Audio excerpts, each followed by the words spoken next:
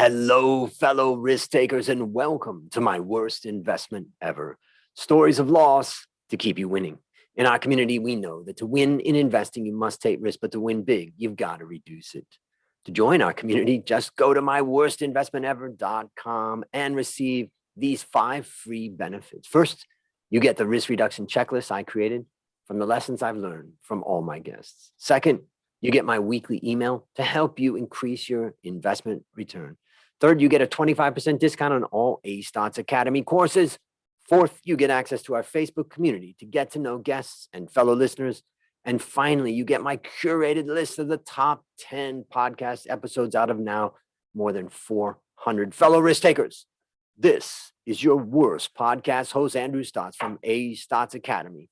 And I'm here with featured guest, Jeff Heggie. Jeff, are you ready to rock? I absolutely am. Thank you. Great to have you on the show. And I want to introduce you to the audience. Ladies and gentlemen, Jeff Heggie is an entrepreneur and success coach with a passion for helping others achieve their biggest dreams. As a coach, Jeff starts with a focus on mindset, taking his clients or their business to the next level always begins with the right mindset. Jeff enjoys using his extensive experience in the banking industry, over 20 years as an entrepreneur, plus his training and experience as a coach to help his clients break through the mental and physical barriers that hold them back. Jeff, take a minute and tell us a little bit about yourself. Absolutely. Thank you for that. So, I grew up in a family that entrepreneurship and doing your own thing was something that we all wanted to do. And I graduated from college with a major in entrepreneurship, and that was the goal, to do something on my own, to forge my own path. But right when I graduated, I had a great opportunity to go work at the bank, but I actually turned it down because at the time I was also a professional rodeo cowboy, and I just wanted to go rodeo and cowboy. And so I went and did that. Ended up going back to the banking industry, and I loved it. I loved the banking industry. I loved the opportunity I had to work with entrepreneurs and really sit down and learn what they were doing right, what they were doing wrong, being able to advise them from a financial standpoint. But at the same time, I still had that entrepreneurial spirit. I started buying some real estate. I bought a mini storage facility. I did a few different things. And then there was an opportunity that came along, and I ended up quitting the bank, and I started a manufacturing company. And it was a manufacturing company that I really didn't know anything about the industry, but I was excited to learn it. And I went about it, and I lived in Canada at the time. I found someone in Missouri to teach me how to do it.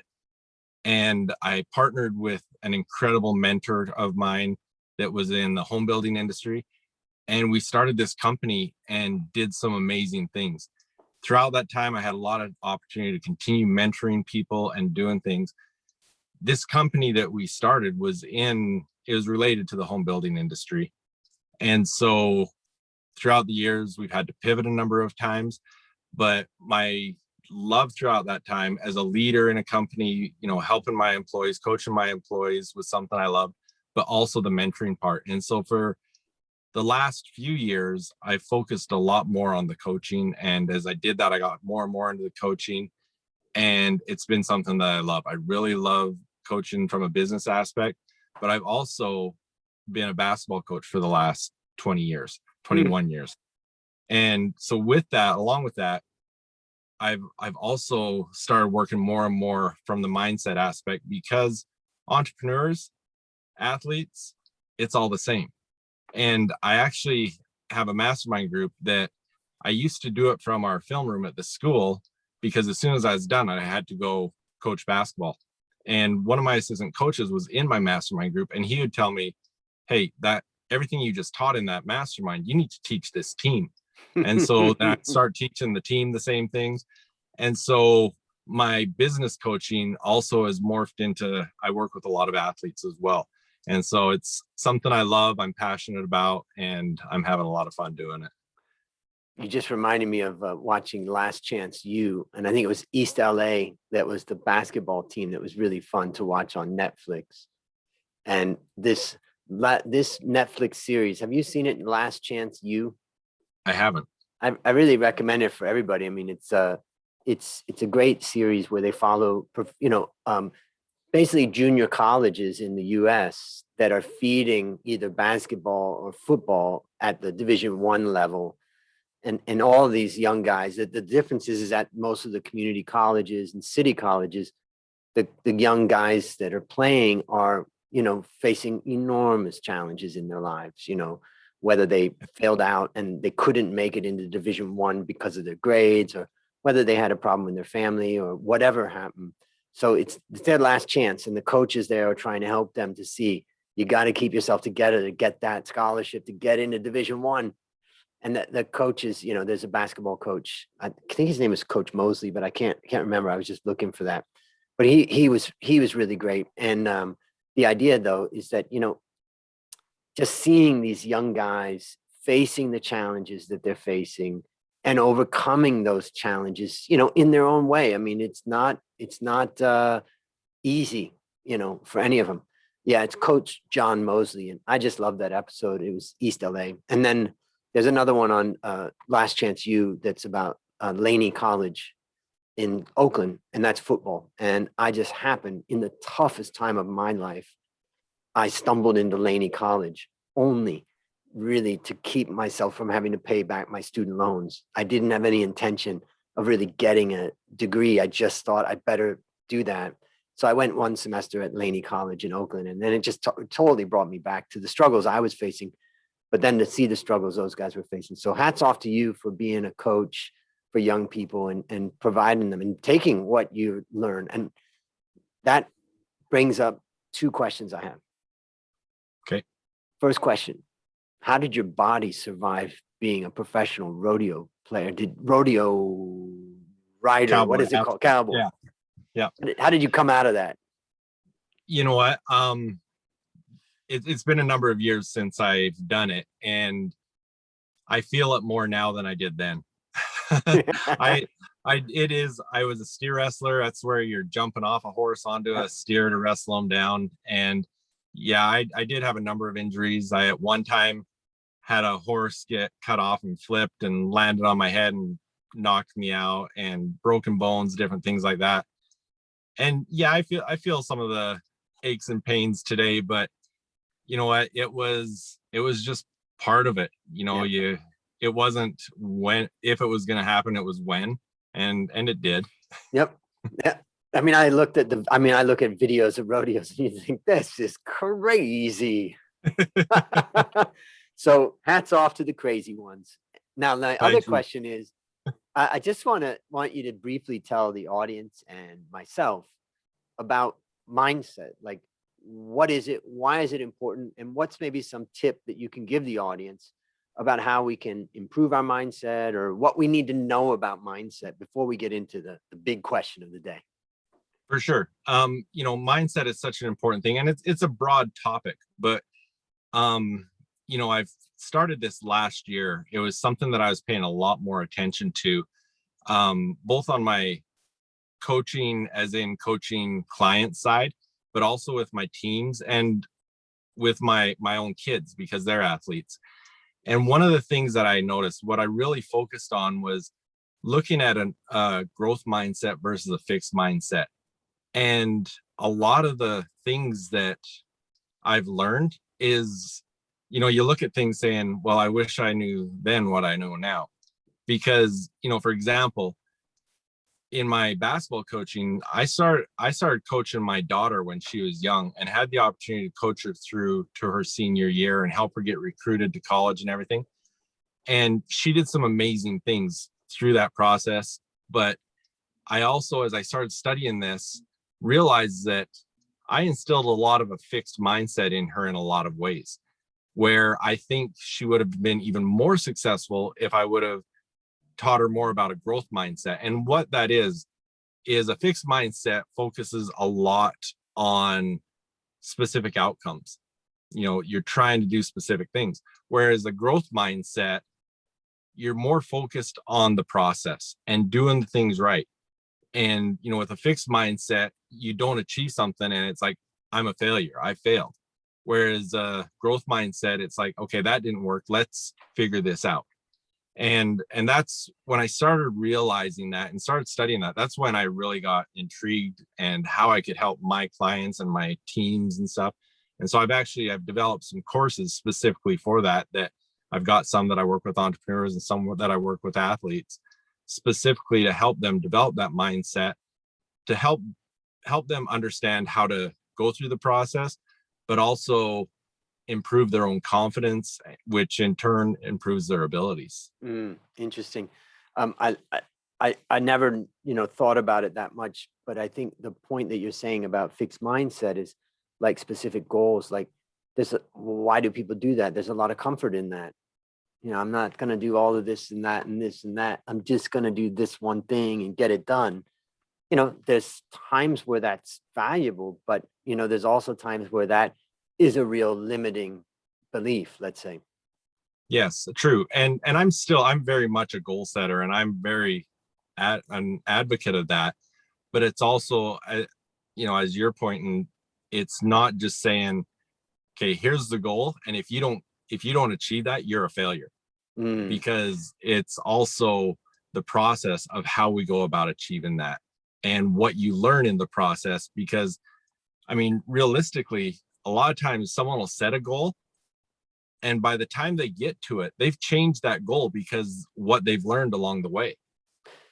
That's interesting. And, there's a lot of goals that I had that I'm like, it's not such a priority anymore, or it's changed. And now you've just explained part of the reason why is because I'm learning along the way. The other thing I was just thinking about, that growth mindset versus fixed mindset. I was 17 years old, had spent 9 months in 3 different rehabs, and left the rehab clean and sober. And when I was there, I thought to myself, they asked me, what do you want to do? And I said, I want to be a TV repairman. I had studied electronics a bit in school. I thought I did pretty well with it. I was reasonably good with math. And I saw a guy that I knew who was, like a repairman, and he had a nice little house and a nice little life. And if I think about my fixed mindset, that goal really satisfied that fixed mindset.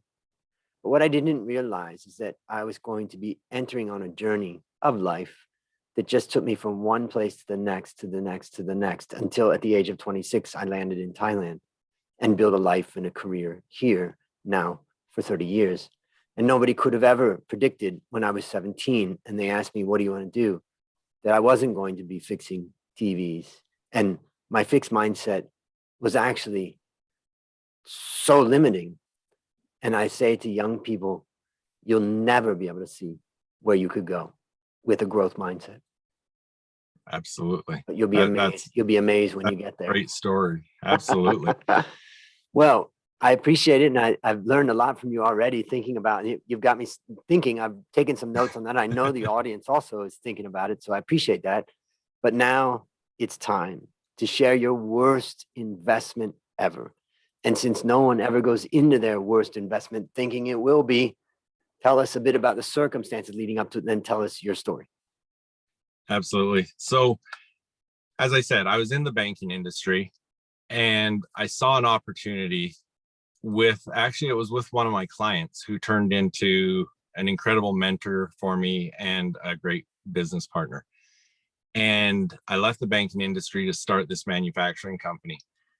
And we had big plans. It was capital intensive. It took a lot of investment to do it. And I was ready to retire in 3 years is what I could foresee. But, it was a really steep learning curve, and it was tough, but we made the investment, we did it, and it actually was tougher than I expected, but it was awesome. I learned so much, and the company was just growing and doing great things.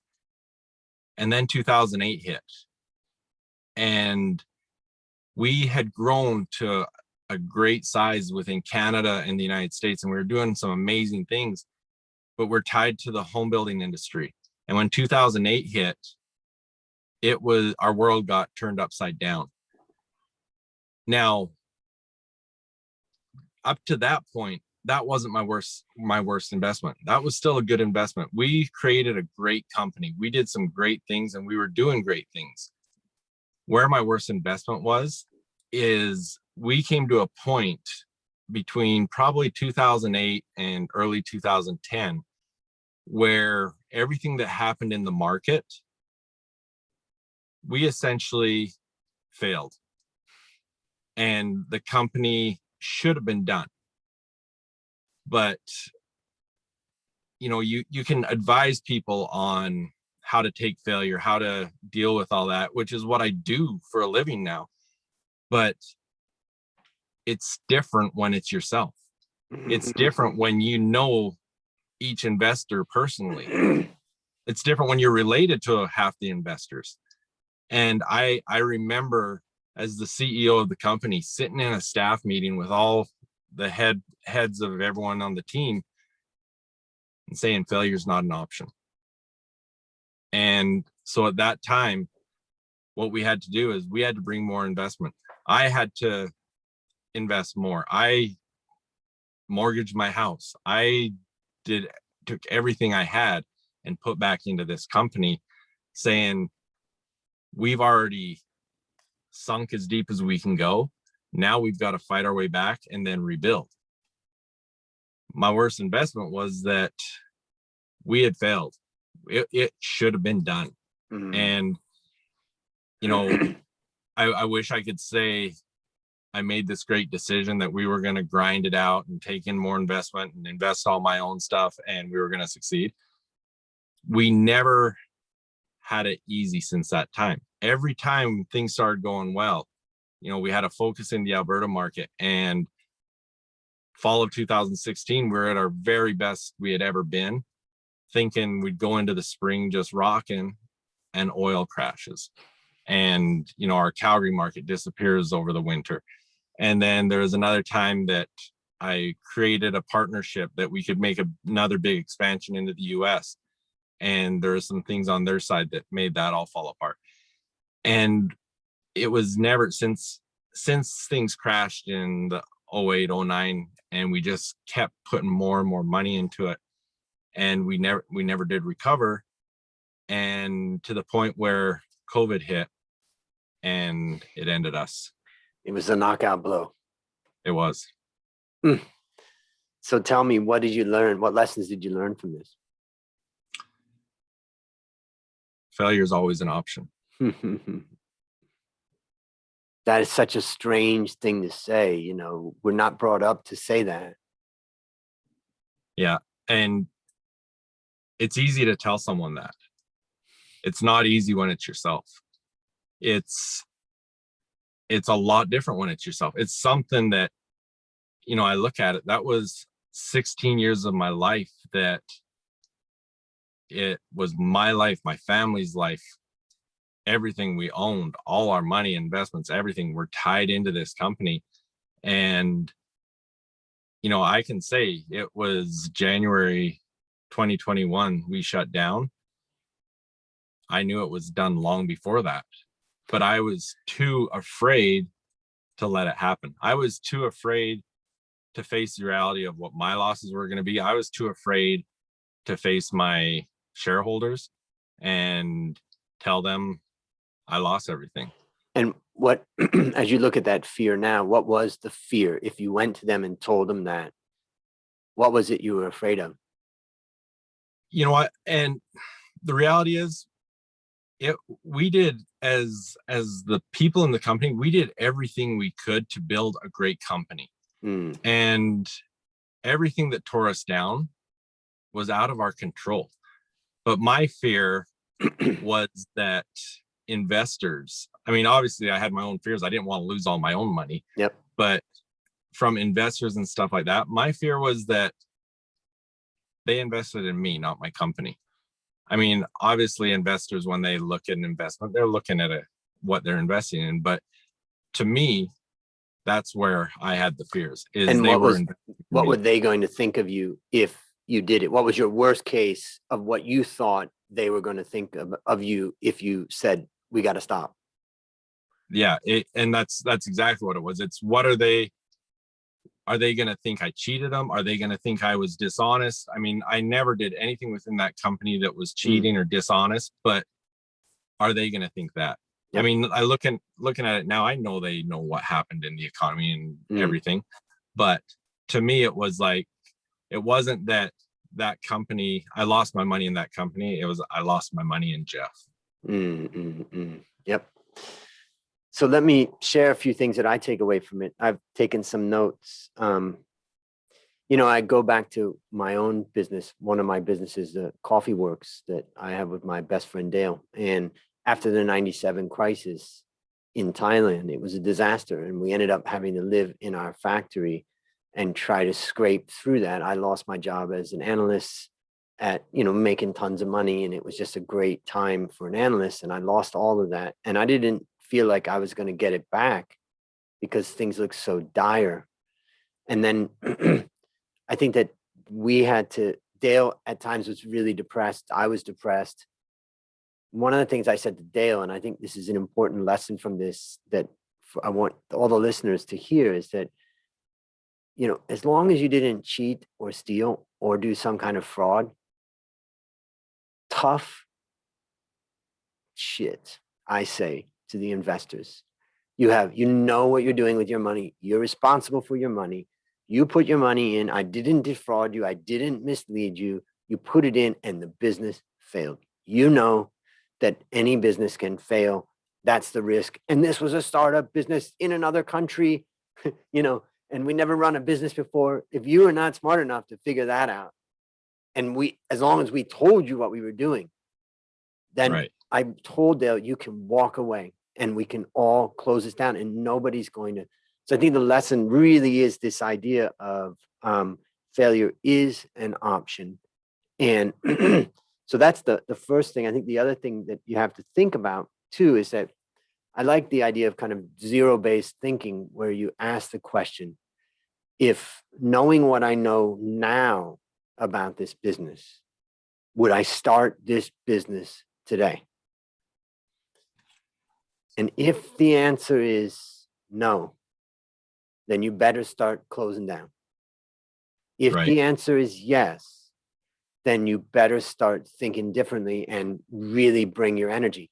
And this question works with relationships, with everything. If I wasn't in this relationship now and this person walked up to me and I had a chance to start this relationship, knowing what I know about this person now, would I start it? And I always ask this question. I tell people, it's just yes or no. Just tell me yes or no. You know, and it's a great way to focus the mind and get rid of the sunk cost fallacy that I put so much time and money into it. So those are some of the things that I take away. Is there anything else you would add to that? Yeah, no, I just want to add to that because that, you know, I look back at that in hindsight. If in 2008, 9, that area, we just shut things down and then took the exact same money that we reinvested and did it in something else, we probably could have paid everyone back. But no, we just kept pouring money into it. And so, yeah, that's a great way to look at it. So based upon what you learned from this story and what you continue to learn, what one action would you recommend our listeners take to avoid suffering the same fate? And I want you to think about that young man or woman right now who's listening, who is in the middle of it. You know, I think what I look at is, as I said earlier, failure is an option. But when things get tough, make the right business decisions. Don't make the emotional decisions. Great advice. Great advice. All right, last question. What's your number one goal for the next 12 months? My number one goal, you know, I've got my personal clients that I work one-on-one. I've got some different courses and stuff, but my number one goal right now with I've got a course called High Achievers Mindset Secrets. And as I said, I've got some of it that's focused on entrepreneurs, some that's focused on athletes. And on the entrepreneurial course, I've got a goal of, in the remainder of this year, another 350 clients going through that. On the athletic side, with the team aspect of it, what I do, I've got a goal of 1,000 athletes going through that course. And I know those are all people that I can make a major impact on their lives and help them, and especially on the athletes, because like I said earlier, you look at sports, it's such a reflection of life. And when you can help young athletes develop the powerful mindset, it goes way beyond athletics. And if you can do that at a young age, they're going to do amazing things throughout their lives. Wow, exciting. And for the listeners that would like to get into those programs, what's the best way to contact you? Absolutely. Thank you. My website is jeffheggie.com. So JEFFHEGGIE.com. And everything's on there. But specifically the mindset courses, it's mindset.jeffheggie.com. And another one, I mentioned that I'm an advocate of goal setting. I'm an advocate of doing it in the right way and understanding why you're doing it. And I have a free course as well that I offer that is on that. And you can get that. I call it my momentum series. It's jeffheggie.com/momentum. Great. We'll have all of those in the show notes, ladies and gentlemen. So go check them out and let's continue to learn from Jeff. All right, listeners, there you have it. Another story of loss to keep you winning. My number one goal for the next 12 months is to help you, my listener, reduce risk and increase return in your life. To achieve this, I've created our community at myworstinvestmentever.com, and I look forward to seeing you all there. As we conclude, Jeff, I want to thank you again for coming on the show. And on behalf of A Stotts Academy, I hereby award you alumni status for turning your worst investment ever into your best teaching moment. Do you have any parting words for the audience? No, I want to thank you for the opportunity, not only to share this, but to really have an opportunity to talk about it with you and share your ideas as well. Thank you.